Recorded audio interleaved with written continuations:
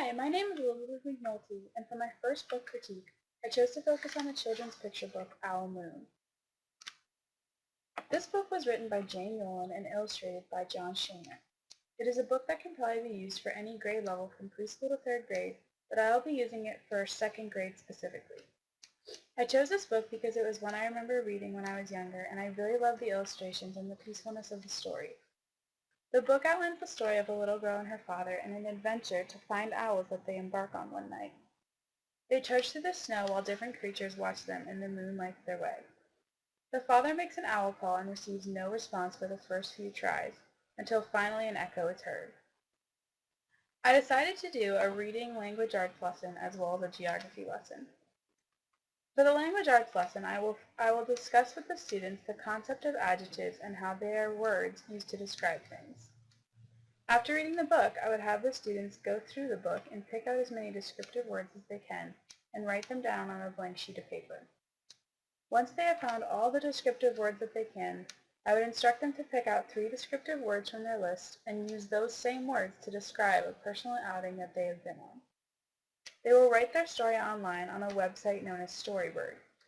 They can create a book of sorts to describe their story and add pictures if they want. Here's the link to the Storybird page I have set up for the students to create and post their own stories. For the geography lesson, I decided to have the students think about where the great horned owl can be found in America. I would discuss with them how the owl that the father in the story is calling to is the great horned owl and how it can be only found in certain places in the U.S.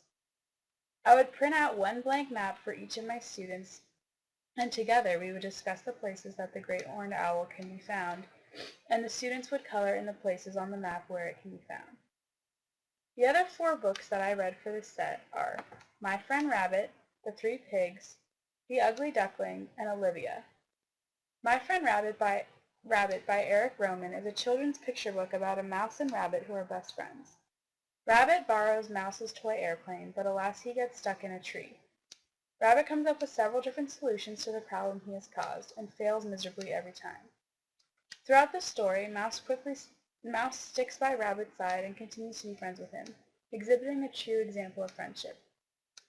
The Three Pigs by David Weisner is a story based on the traditional story of the 3 little pigs, but with a bit of a twist. The story follows that there are 3 pigs who all make their houses out of different material, and one by one the wolf comes and blows the pigs right out of the story, and they embark on their own adventures.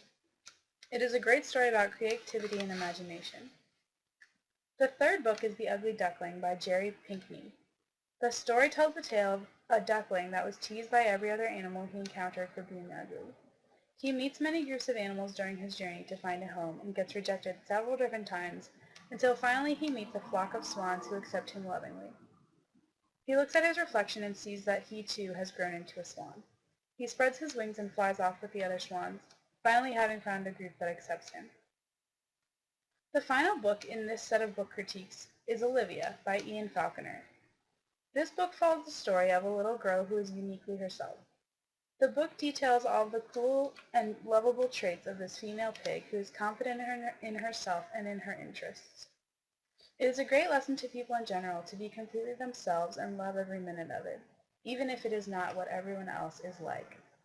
Thank you.